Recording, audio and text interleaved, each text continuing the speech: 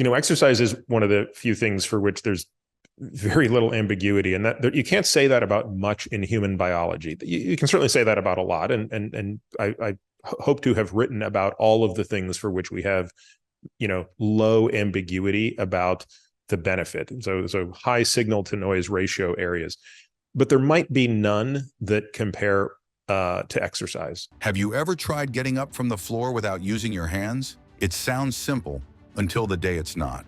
Dr. Peter Attia says it best. I want to sit on the floor, play with kids, and stand up unassisted. Yet by age 75, most people can't. That small ability? It's not just about mobility, a sign of muscle loss, poor balance, and growing dependency. The good news? You still can. Today I'll show you 5 exercises to help protect your future. Exercise number 1, floor get-up.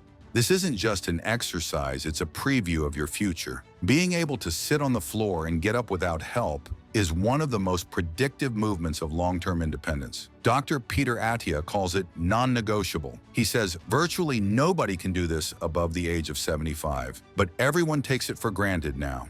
Think about it.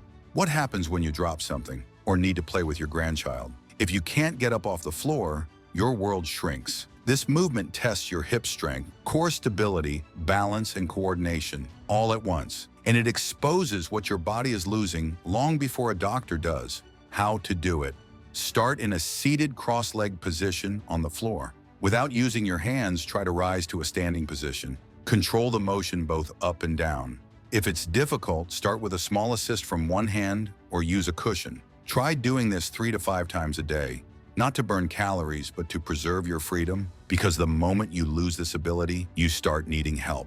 And nothing steals independence faster than that. Exercise number 2, balance with eyes closed. Close your eyes, and suddenly standing becomes a challenge. Dr. Peter Attia puts it plainly. You have to be doing a lot of work with your eyes shut to maintain balance. Why? Because balance isn't just physical, it's neurological. When your eyes are closed, your brain has to rely on your inner ear and muscle memory, the same systems that protect you when you travel, stumble, or walk in the dark. How to do it. Stand near a wall or sturdy surface. Lift one foot slightly off the ground. Now close your eyes and try to hold that position. Aim for 10 to 20 seconds per leg and build up gradually. At first, your ankle might wobble like crazy. That's your nervous system waking up. And the more you train it, the more resilient you become. Because the moment your balance goes, your confidence follows. Train this now, and you'll walk taller, safer, and freer well into your later years. Exercise number 3, jumping for power. When was the last time you jumped? If you can't remember, that's a problem. According to Dr. Peter Attia, whether you're talking about cardio fitness, whether you're talking about strength training, the difference in how long you live is unparalleled by any other intervention, good or bad, that we have. He explains it like this. Those muscle fibers start shrinking at 25, but the good news is you can train them. These are your fast twitch fibers, the ones that help you react quickly when you slip, misstep, or need to catch your balance. Without them, falls become inevitable. But here's the fix. You don't need to box jump onto a bench. You just need to start jumping again. How to do it? Begin with mini hops side to side, just enough to leave the floor, or try jumping in place, focusing on a soft landing. Start with 30 seconds to 1 minute, 2 to 3 times per week. Feeling stronger?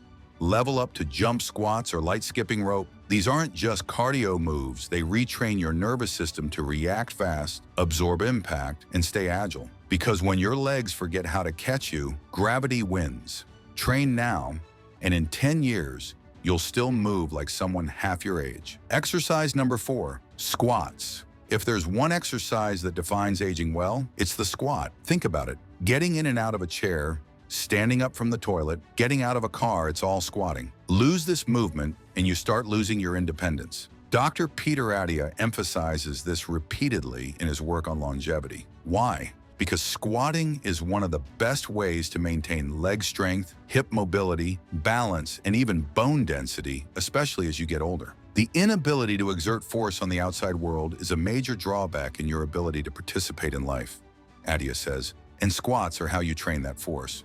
Keep your chest up, core braced, and knees tracking over your toes. Lower yourself like you're sitting in a chair, then drive back up through your heels. Start with bodyweight squats, aim for 10 to 15 reps per set. Too hard? Use a chair behind you as support. Too easy? Add a backpack, dumbbells, or hold the bottom position longer. Squats build your ability to rise, move, and stay grounded literally. Because if you can squat well at 70, 80, or even 90, you can do just about anything else life asks of you. Exercise number 5, walking on uneven ground. A treadmill won't save you. A sidewalk won't challenge you. But nature, it trains what really matters: adaptability. Dr. Peter Attia puts it perfectly. I want to have no restrictions on my ability to walk, including on uneven surfaces. That's because real life doesn't happen on flat ground. It happens on grass, dirt, gravel, stairs, where balance, foot strength, and joint control are constantly tested. And if you avoid those challenges now, they'll defeat you later. How to train it? Walk outdoors on grass, trails, or sand. If safe, go barefoot for added foot activation. Focus on posture, control, and light foot placement. Start with 5 to 10 minutes daily and build it into your routine. Bonus, try walking backward or sideways. It builds knee stability and hip control. This one doesn't look fancy. You won't go viral doing it, but if you want to stay mobile, independent, and confident, walking on uneven ground is one of the smartest habits you can build, especially after 50. Because the moment you fear walking without support, life gets smaller. Outro.